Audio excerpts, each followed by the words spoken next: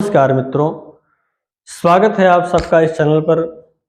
दर्शकों, आज के इस वीडियो में हम बात करेंगे कन्या राशि वर्ष फल को लेकर के। कन्या राशि वालों के लिए है नूतन वर्ष 2025 क्या शुभ या अशुभ परिणाम देने वाला है? क्या कुछ प्राप्त होने वाला है आपको इस वर्ष में, या जो प्राप्त है उसमें भी कहीं न कहीं कोई समस्या आने वाली है? यानी आपके मन में जो कुछ कामनाएं हैं, जो कुछ प्राप्त करने की चाह है, क्या वो कामना इस वर्ष में पूरी होगी? इसी विषय को आज विस्तार से समझते हैं और कन्या राशि वालों के लिए देखते हैं कि यह वर्ष 2025 क्या कुछ देने वाला है। दर्शकों, देखा जाए तो कन्या राशि का जो बीत चुका ये वर्ष है, या जो बीत रहा है 2024, ये भी बहुत हद तक अच्छा ही कहा जाएगा, क्योंकि इस वर्ष में भी ग्रहों के गोचर बहुत हद तक कन्या राशि वालों के लिए अनुकूल ही रहे हैं। इसलिए इस वर्ष को तो अब छोड़ दीजिए, आने वाले वर्ष पर हम चर्चा करते हैं। दर्शकों, अब बात करेंगे तो सबसे पहले हम वर्ष के आरंभ की, यानी वर्ष के आरंभ में जनवरी फरवरी इन माह की बात करें तो इस वर्ष के आरंभ में आपको कहीं न कहीं व्यापार में, नौकरी में पदोन्नति के योग हैं। व्यापार है तो उसमें वृद्धि के योग हैं, अगर नौकरी कर रहे हैं तो उसमें भी पदोन्नति के योग बन रहे हैं कन्या राशि वालों के लिए, क्योंकि आपकी राशि से वर्तमान समय में देवगुरु बृहस्पति का गोचर नवम भाव में हो रहा है। नवम भाव में देवगुरु बृहस्पति गोचर कर रहे हैं। नवम भाव में गोचर कर रहे देवगुरु बृहस्पति आपके भाग्य की वृद्धि करने वाले हैं, और साथ ही साथ आपको स्वास्थ्य लाभ प्रदान करने वाले हैं, और भाई बहनों का सहयोग स्नेह प्राप्त होगा।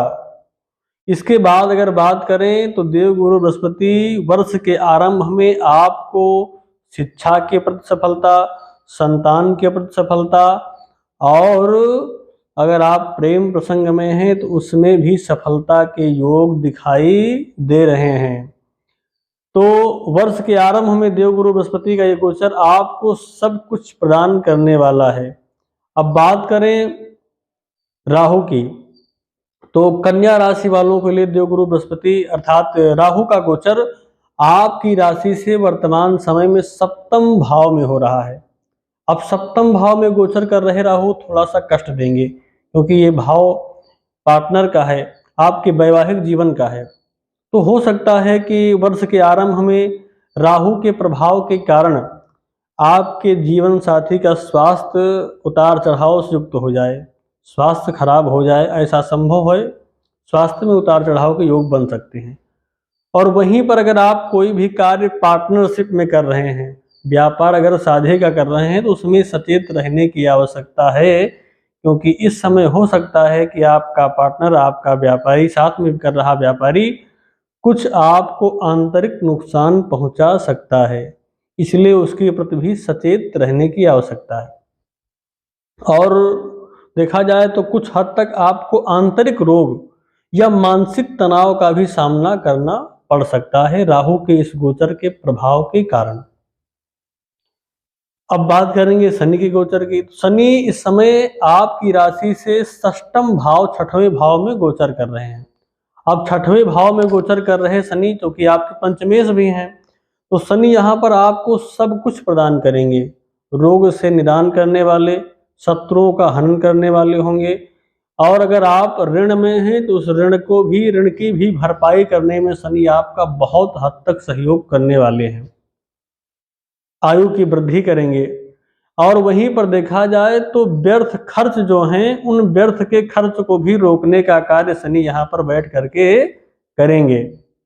यानी वर्ष के आरंभ में आपका जो व्यर्थ का खर्च है उसमें बहुत हद तक लगाम लग जाएगी। हो सकता है कुछ यात्राएं बेवजह की हो जाएं, लेकिन फिर भी शनि यहाँ पर बैठे हुए आपके लिए अनुकूल फल प्रदान करने वाले हैं। अब बात की जाए इनकी दशम दृष्टि की, तो शनि की जो दशम दृष्टि आपके तृतीय भाव पर होगी, तो हो सकता है कि थोड़ा सा भाई बहनों के साथ जो मतभेद हो मतभेद होने की संभावना है, लेकिन देवगुरु बृहस्पति इसको भी संभाल लेंगे और वर्ष का आरंभ का जो समय है ये आपका बहुत ही सुंदर और अनुकूल बीतने वाला है। अब बात करेंगे राशि परिवर्तन की। जब हमारे ये ग्रह राशि परिवर्तन करेंगे, देवगुरु बृहस्पति जब 10 मई के पश्चात आपकी राशि से 10वें भाव में गोचर करने लग जाएंगे, यानी मिथुन राशि में जब ये आ जाएंगे तो आपकी राशि से 10वें भाव में होंगे। 10वें भाव में देवगुरु बृहस्पति का गोचर आपके लिए कहीं न कहीं व्यापार आदि में उन्नति कारक ही है। कर्म के क्षेत्र में आपको बढ़ाने का कार्य करेगा। माता पिता का सहयोग, स्नेह प्राप्त होगा, परिवार का सुख प्राप्त होगा। ये सब कार्य देवगुरु बृहस्पति 10 मई के पश्चात आपको प्रदान करने वाले हैं।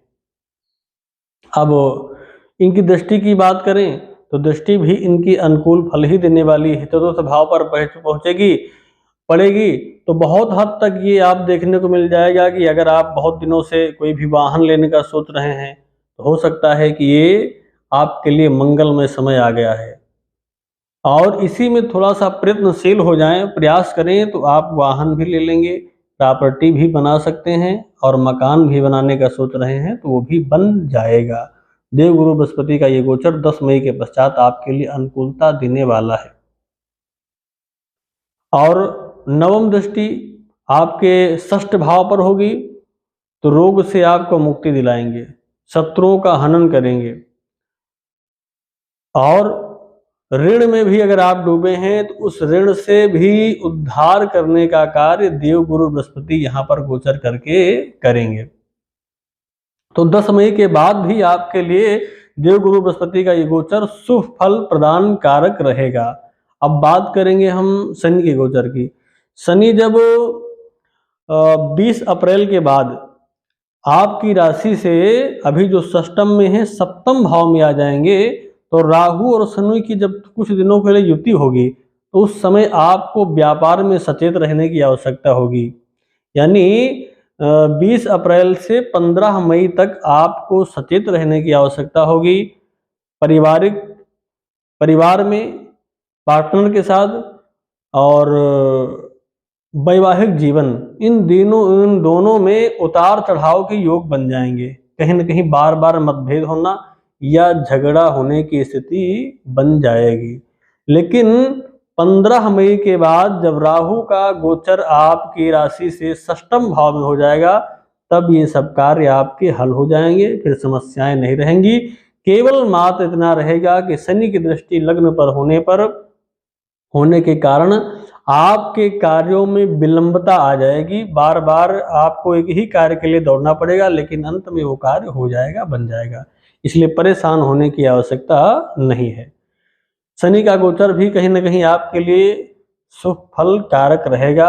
बस उनके उपाय करते रहने हैं, उनकी आराधना करते रहनी है। राहु का गोचर जब आपकी राशि से षष्टम भाव में होगा तो उस समय हो सकता है कोई आंतरिक रोग या ऐसा रोग हो जाए जो कई बार समझने में ना आए, डॉक्टर के भी पकड़ने में ना आए, ऐसे रोग होने की संभावना बन जाती है और व्यर्थ के खर्च भी राहु यहाँ पर बढ़ा सकते हैं। तो राहु का गोचर 15 मई के बाद आपके लिए कुछ हद तक कष्ट प्रदान कारक रहेगा। इसलिए राहु के भी उपाय समय समय पर इस वर्ष आपको करते रहना है। बाकी कोई समस्या नहीं है। वर्ष के आरंभ के जो माह हैं ये तो आपके लिए अच्छे बीत ही रहे हैं, बीतेंगे, इसमें कोई संशय नहीं है।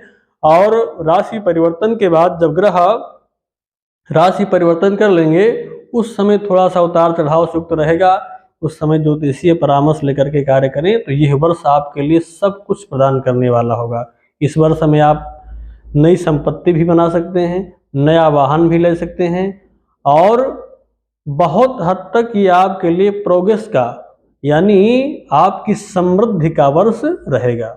तो कन्या राशि वालों के लिए ये वर्ष बहुत हद तक अच्छा बीतने वाला है और उपाय समय समय पर करते रहें। आज के लिए बस इतना ही। पुनः मिलेंगे एक नए विषय के साथ, नई जानकारी के साथ। तब तक के लिए नमस्कार।